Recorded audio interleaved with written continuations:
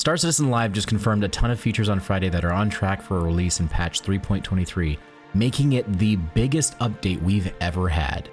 From EVA to the personal interaction system, distribution centers, and more, the game is about to be massive. All of this rides on CIG delivering the majority of these features, and if they manage it, it will change the game completely and greatly enhance the player experience.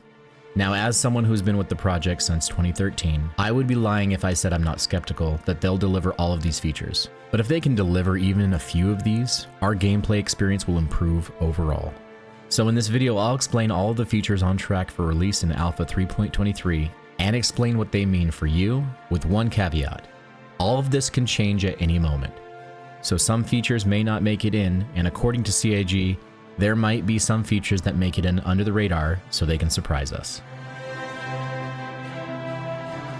With the announcement of the new and improved EVA and personal interaction system, these updated features will bring more fluid gameplay and improve how we explore zero-G environments and how easily we grab and interact with items in the verse. The personal interaction system also allows you to choose which action you want your interact key to default to, and also gives you the option to double tap the key for a secondary action that you can specify. If CIG were to tell me that these features would be the only two major features that would make it in 3.23, I really wouldn't be upset, as these are truly some of the biggest quality of life updates that players have gotten in a long while. Last we heard about Master Modes, CIG intended to come back to the office and start plugging away at converting all the ships over to Master Modes by the release of 4.0, separating the standard combat mode and nav mode. However, in a very odd and unusual twist of events, CIG has claimed that they are planning to get Master Modes into 3.23. This will bring combat in closer and prevent targets from being able to easily run away when under attack by lowering the shields when a ship switches to nav mode. All ships will have their flight models and speeds tuned slightly to allow for boost to prioritize forward movement, rather than allow for maximum backstrafing using boost. Doing so will create more emphasis on positioning rather than jousting and other tactics like tricording. I believe Master Modes will be a positive change and will be beneficial for all players involved, with SEM and nav modes being separated. As far as Master Modes are concerned, the most important factor will be how CIG handles tuning how the ships feel when they fly, rather than the actual separation of SCM and nav modes being the issue. I also believe that this will begin pushing the game to nail down the flight model that's been needing to be done for over 8 years. This will also change all ships to universally have all of their weapons gimbaled within reason. The Vanguard chin mount and the Ares cannon are a couple of the outliers that would continue to be fixed weapons. This means weapons will no longer be downsized in order to be gimbaled, and have no DPS or fire rate changes, and the weapon itself will be gimbaled instead, making everyone's experience the same regardless of letting the weapons gimbal or locking the weapons forward. Precision targeting mode, which is a fancy ADS for ships, will find its way within the new patch as well, allowing you to more easily target ship subsystems such as weapons, turrets, power plants, life support, coolers, and even gravity generators. This brings in the question of armor. How will this play into the combat situation? Does this mean we will soon begin seeing armor slowly be integrated into the game and begin to balance the dynamics between fighters, bombers, larger ships, and capital ships? Will ship roles matter? I honestly really hope so, and I believe that ship roles should matter more than they currently do in the game. For example, a few fighters shouldn't be able to take down an Idris or do a ton of damage, but a couple of torpedo bombers should be able to put some hurt on it from a distance. If you want to know more what this looks like, I highly encourage that you go check out Buzzcut Psycho's video on Master Modes, as he explains this balance perfectly, and I completely agree with most of the points that he made in his video. What are your thoughts about balancing ships? How would you want CIG to handle it? Let me know in the comments below. With the release of 3.23 brings changes to weapon reloading, giving you the ability to take those used magazines that have a few rounds still left in them and consolidate them into one mag by giving us ammo repooling. This will have an accompanying animation based on the amount of ammo. This will also introduce backpack reloading, allowing you to grab magazines from a backpack and reload your weapon if you're in a pinch and don't have time to access your inventory and put them onto your chest plate. The dynamic crosshair will be added as well. This will give you an idea of weapon spread and obstructions and gives you a general estimation of where the rounds might land within the crosshair. The dynamic crosshair will give you a reference point to use for those instant panic attack moments when you jump out of your chair because of some creepy looking creature that just snuck up behind you while you're going for a nice afternoon stroll in a pitch black cave. Oh look, a cute little Pico. And the last of the FPS updates will bring the new scopes into the game, making scopes look a lot cleaner and introducing things like eye relief and parallax, adding a little bit more realism to the game. Plus, it just looks so much better than what we have now. And who could really be mad at them for adding in things that look cool?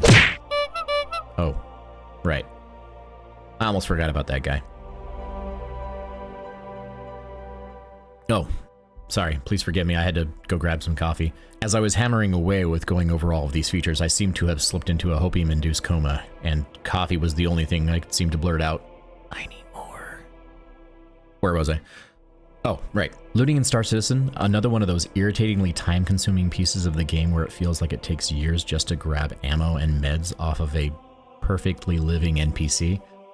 Well, now those irritations will be a little less common since CIG announced that they will be adding the new looting UI screen, allowing you to quickly grab weapons, ammo, meds, and other items within seconds.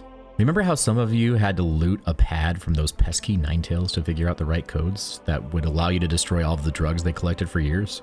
Well, now it will be a thing of the past, and you'll be able to open them up immediately, read the pad, and get back to giving the Ninetales 2 coins for the boatman.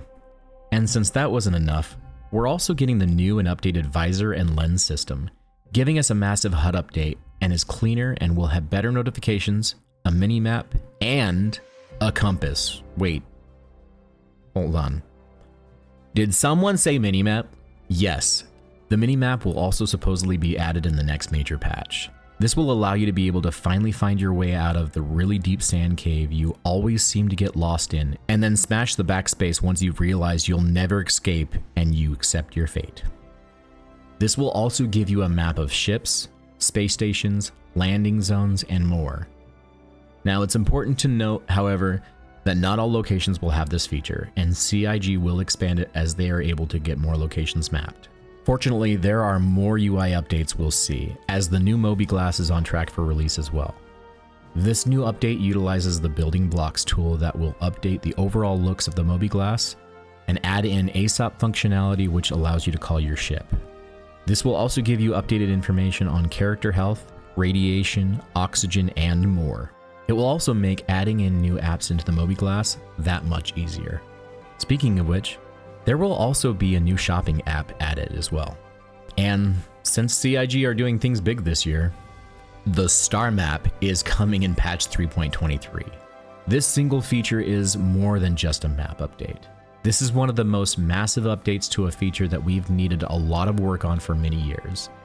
It gives you a way to easily set waypoints and create routes for you to travel from one location to another, search locations you've found, and also save locations.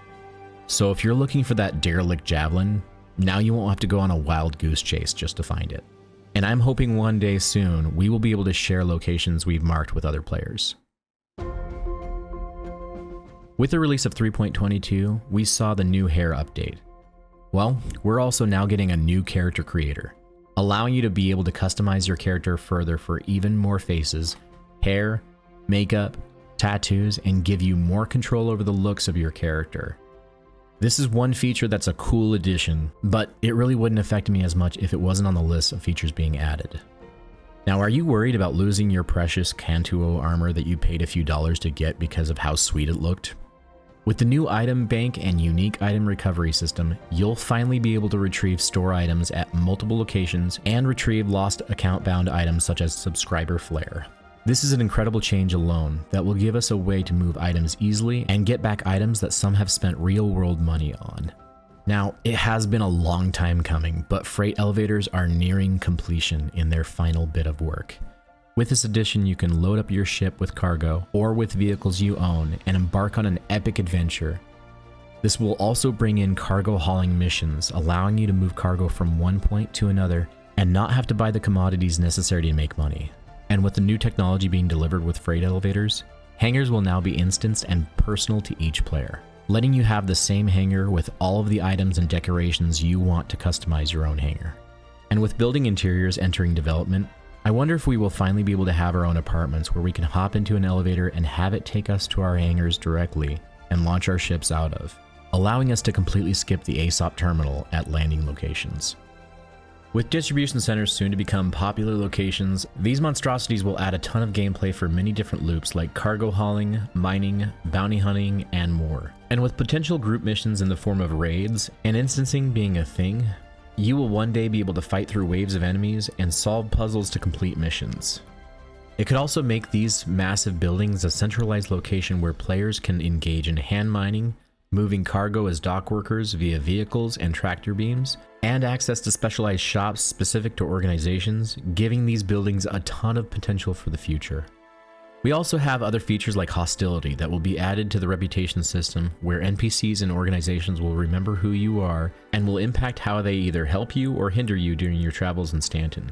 The one question I do have is, will we see the return of UE naval patrols with this system finally being added in?